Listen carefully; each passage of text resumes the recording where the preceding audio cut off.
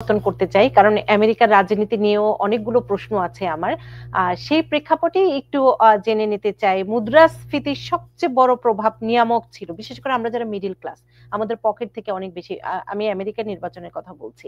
সেই জায়গাটির থেকে ট্রাম্পের যে বিভিন্ন নীতি এবং ফেডারেল রিজার্ভের সাথে তার যে মতের অমিল, ইন্টারেস্ট রেট থেকে কমানো থেকে, আজকে আমি দেখছিলাম যে তাকে হয়তো সরিয়ে দেয়, কিন্তু একটি স্বতন্ত্র প্রতিষ্ঠান থেকে তার চেয়ারম্যানকে সরিয়ে দিয়ে আসলে ট্রাম্প কতটুকু মুদ্রাস্ফীতি নিয়ন্ত্রণ করতে পারবে? আমি একটু অর্থনীতির দিকটি আপনার কাছ থেকে একদম সাধারণ ভাষায় একটু জানতে চাই। এটা এই প্রথম না, ট্রাম্প চাইছে আমাদের ইন্টারেস্ট রেট কমাতে। ইন্টারেস্ট রেট কমাতে, ইন্টারেস্ট কমানো মানে ডলারের মূল্যমান হ্রাস পাবে, লোকে হাতে পয়সা আসবে, বেশি বিক্রি হবে, ইত্যাদি ইত্যাদি। এই প্রথম টার্মেও দেখেছি আমরা। জেরেমি পাওয়েল কিন্তু ডোনাল্ড ট্রাম্পের সময় নির্বাচন তাকে অ্যাপয়েন্ট করা হয়েছিল 2018-তে। প্রথম তাকে অ্যাপয়েন্ট করা হয় 2018-তে ট্রাম্প সাহেব, এবং অ্যাপয়েন্ট করার পরপরই তিনি ইনসিস্ট করছিলেন, বিশেষ করে কোভিড এর সময়, যে তুমি ইন্টারেস্ট রেট কমাও। উনি রাজি হননি। কেমন? এখনো একই বক্তব্য, বিশেষ করে এখন যখন আমরা এই ট্রেড ওয়ারের মধ্যে পড়েছি, তিনি ইনসিস্ট করছেন যে ইকোনমিক অবস্থা ভালো নয়, এই অবস্থায় তুমি ইন্টারেস্ট রেট কমাও। উনি বলছেন যে না, দুটো কারণ, একটা হচ্ছে গিয়ে ইনফ্লেশন, মুদ্রাস্ফীতি, অন্য কারণ ইকোনমিক গ্রোথ। ইকোনমিক গ্রোথের কারণে, প্রবৃদ্ধির কারণে আমাকে এই মুহূর্তে আমি ইন্টারেস্ট রেট কমাতে আগ্রহী নই। তুমি প্রশ্ন করছো তাকে কি তিনি বাদ দিতে পারেন?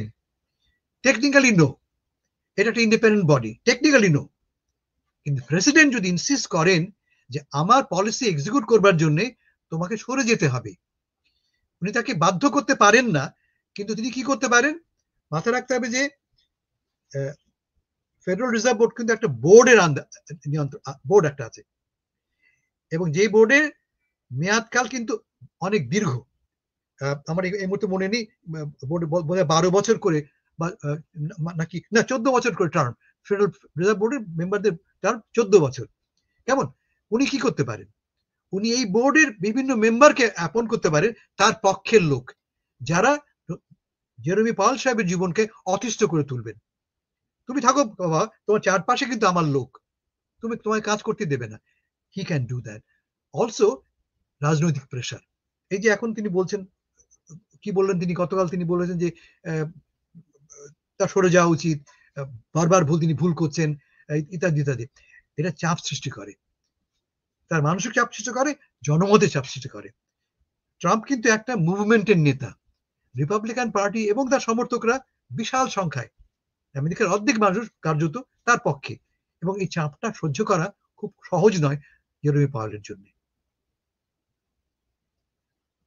যে জায়গাটিতে একটু জানতে চাই যে সেটি রাজনৈতিক ব্যাখ্যা আছে, কিন্তু আমাদের একদম সাধারণ মানুষের যে প্রভাবটি, আমি যেটি আপনাকে বলছিলাম, যে আমাদের পকেট থেকে যখন অনেক মানি চলে যায় বাজারে কিংবা বিভিন্ন জিনিসের এত দাম, সেই প্রেক্ষাপটে ট্রাম্পের যে নীতিটি, আমি অনেকের সাথে কথা বলেছি। আপনি শুধু বলছিলেন যে রিপাবলিকান কিংবা অনেকে, আমাদের প্রবাসী বাংলাদেশিরাও অনেকেই ট্রাম্পের বিভিন্ন অর্থনীতির নীতির প্রতি একদম অন্ধভাবে সমর্থন করেন। এটির আসলেই প্রভাব কতটুকু? মানে এটি কি ইতিবাচক? উনি যেটি চান সেটি কি ইতিবাচক?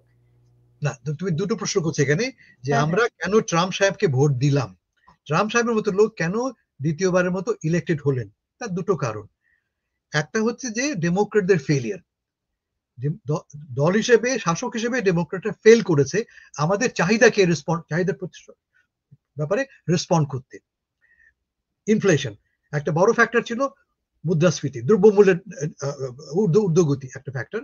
সাধারণ লোক যাদের কথা তুমি বলছো, তারা পকেট বুক, যেটা বলি আমার, পকেট বুক ইস্যুতে ডেমোক্রেটদের মধ্যে খুব একটা আগ্রহী ছিল না, এটা একটা ব্যাপার। Second factor, immigration. ট্রাম্প সাহেবের বড় শক্তি কি, শুধু ট্রাম্প নয়, সারা বিশ্ব জুড়ে তুমি দেখবে যে এখন দক্ষিণপন্থী রাইট উইংদের উত্থান ঘটছে। এই যে কালকে প্রতিদিন ঘুরে গেল এল সালভাডোরের প্রেসিডেন্ট, এক্সট্রিম রাইটিস্ট একজন লোক। এইসব লোক কেন ওঠে? ইউরোপে মনে করা যাক, অস্ট্রিয়াতে, নেদারল্যান্ডসের মতো একটা ভদ্র দেশে, ইউকেতে আমরা দেখতে পাচ্ছি উত্থান ঘটছে কাদের? দক্ষিণপন্থীদের। মূল কারণ হচ্ছে ইমিগ্রেশন। সেকেন্ড ওয়ার্ল্ড ওয়ারের পরে বিপুল সংখ্যক বিদেশি মানুষকে আউটসাইডে দেখে অ্যালাউ করা হয়। তার মূল কারণ হচ্ছে যে, যেমন ইংল্যান্ডে দেখা গেল কি যে ইকোনমিটা খুব ফুলে ফেপে উঠছে, ইকোনমি এক্সপ্যান্ড করছে। ইকোনমি এক্সপ্যান্ড করা মানে লোক দরকার, তোমার কর্মী দরকার, তাই তো? কর্মী তো নেই, ফলে কর্মী আনবার জন্যে ভারত থেকে, ক্যারিবিয়ান থেকে, আফ্রিকা থেকে লোক আনা শুরু হলো, দরজা খুলে দেওয়া হলো, আসো তোমরা। কারণ আমাদের যে অর্থনীতির যে চাকাটা আছে সচল রাখতে বাড়তি লোক দরকার আমার। কিন্তু ইকোনমি তো চলে চাকার মতো, সাইকেলের চাকার মতো, ওঠে নামে। যখন উঠছে তখন খুব ভালো ইমিগ্রেশন, যে নামা শুরু করলো সব অপরাধ ইমিগ্রেন্টদের। আমেরিকার সেই অবস্থা, সব অপরাধ ইমিগ্রেন্টদের। অর্থনৈতিক অবস্থা খারাপ, ল অ্যান্ড অর্ডার নিয়ে প্রশ্ন উঠছে। অপরাধ কার? এই যে কালো লোকটা, বাদামি লোকটা, বিদেশি লোকটা, সমস্ত অপরাধ তাদের। আমরা বাঙালিরা কিন্তু ভীষণ রকম আমার চোখে বর্ণবাদী। নিজের আমরা ইমিগ্রেন্ট, কিন্তু অন্য ইমিগ্রেন্টকে আমরা সহ্য করতে পারি না। আমরা মনে করি কি অন্য ইমিগ্রেন্ট মানে আমার যে স্বার্থ আছে তাতে হানি হওয়া। আমার স্বার্থ নানাভাবে হানি হতে পারে। যেমন স্কুলে আমি চাই আমার বাচ্চারা ভালো স্কুলে পড়ুক, অত দেখা গেল সেখানে আমার জায়গায় হয়তোবা একটা ইন্ডিয়ান ঢুকে পড়েছে। আমি এক্সাম্পল কথা বললাম আমি। তার মানে আমি সহ্য করছি না একটা হিসপ্যানিককে, একটা কালো মানুষকে, একটা আরবকে আমার স্বার্থ রক্ষক, যদিও আমিও কিন্তু একই রকম ইমিগ্রেন্ট। আমার চোখে আমি বলি যে আমরা হচ্ছে গিয়ে, আমরা এই কালো মানুষরা হচ্ছে গিয়ে অ্যাসপিরেশনালি হোয়াইট। আমরা সাদা, নিজের সাদা মানুষ মনে করি আমরা। দেখবা তোমার বন্ধু বান্ধব কি বলে, যে পাড়ায় থাকি আমি একমাত্র কালো মানুষ, সবাই কিন্তু হোয়াইট। এটা বলি কেন আমরা? নিজেকে যাতে তুলবার জন্য, এটা বোঝার জন্য যে আমি ওদের মতো ওরকম একটা ভালো চাকরি করি, অর্থবান লোক, আমিও কিন্তু একটা হোয়াইট মানুষ, যদিও রংটা আমার কালো। এই বর্ণবাদী মনোভাব, একটা তোমার গল্প বলি আমি, আমরা কতটা বর্ণবাদী তোমার সময় আছে নিশ্চয়ই। চিটাগাঁয়ে ক্রিকেট খেলা হচ্ছে, চট্টগ্রামে কবে আমার মনে 14তে বা 16তে খেলা হচ্ছে সাউথ আফ্রিকার সাথে। সাউথ আফ্রিকায় জানো তোমরা কালো মানুষ, সেখানে রাবাদা খুব নাম করা বোলার। স্ট্যান্ডে যারা খেলা দেখছে তারা চিৎকার করে বলছে মাংকি মাংকি, এবং কলা ছুড়ে দিচ্ছে ওদের দিকে। আমার দেশে খেলতে এসছে আমার অতিথি, তাদেরকে আমরা চিৎকার করে বলছি মাংকি মাংকি, এই বানর খাও, কলা খাও। খেলা পরে বন্ধ হয়ে যায়, পরে পুলিশ হস্তক্ষেপে দর্শকদেরকে নিরস্ত করা হয়। এতটা বর্ণবাদী আমরা। ফলে এই বর্ণবাদী প্রকাশটাই ঘটেছে আমাদের ট্রাম্পের প্রতি সমর্থনে। অন্য কারণ হচ্ছে যে ট্রাম্প যে প্রমিসগুলি করেছিলেন, প্রথম দিন থেকেই দাম তিনি কমিয়ে ফেলবেন, আমাদেরকে বলেছিলেন ডে 1 থেকে বাড়ির ঘরের দাম কমে যাবে, ডে 1 থেকেই ইনফ্লেশন কমে যাবে, ইত্যাদি ইত্যাদি। তা তো হয়নি, কিন্তু বিশ্বাস আমরা করেছিলাম যে ব্যবসায়ী মানুষ তিনি, সফল ব্যবসায়ী তিনি অ্যাপারেন্টলি। ফলে সাধারণ সাধারণ ভোটার ট্রাস্টেড হিম। স্টিল নাও, মানে এখন পর্যন্ত আমি সেই জায়গাটি থেকে আপনার কাছে আমি জানতে চাই যে ভোটের কমে আসে, কারণ এখনো কিন্তু আমরা এই ট্রেড ওয়ারের সরাসরি ফলাফল দেখিনি। আমরা কি দেখছি যে ইমিগ্রেন্টদেরকে এক্সপেল করা হচ্ছে, এটা দেখতে পাচ্ছি আমরা। হয়তো আমাদের বন্ধু বান্ধব ভাই বোন কেউ কেউ মধ্যে পড়েও যাবে, কিন্তু আগে যেটা বললাম আমি, ও যাক আমার কি, এই যে অ্যাটিটিউডটা আমাদের আছে সে একটা কারণ আছে। আর খুব শীঘ্রই জিনিসপত্রের দাম বাড়বে, এবং তখন তুমি দেখবে যে ক্রমান্বয়ে আমরা ট্রাম্পের ব্যাপারে আমাদের অস্বস্তি, অসন্তোষ, আমাদের আপত্তির কথা জানানো শুরু করব। কি মিড টার্মটা আসুক, মিড টার্ম আগামী বছরে নভেম্বরে, বাই দ্যাট টাইম আমার ধারণা যে অবস্থা অনেকটা বদলে যাবে। টেড ক্রুজ, আমি এক্সাম্পল দিয়ে বলছি, টেড ক্রুজ সিনেটর, টেক্সাস থেকে নির্বাচিত, খুব লয়াল ট্রাম্পিস্ট, তিনি কি বলেছেন যে ডোনাল্ড ট্রাম্পের এই ট্রেড ওয়ারের ফলে, বাণিজ্য যুদ্ধের ফলে রক্ত গঙ্গা বয়ে যাবে। উনি বলছেন ব্লাড বাথ হবে মিড টার্মে ফর রিপাবলিকান রক্ত গঙ্গার মুখোমুখি হবে। সেটি আমরা দুটো প্রসঙ্গ নিয়ে খুব সুন্দর বিশ্লেষণ করেছি। হাসান ভাই, উপসংহারে কি বলবেন?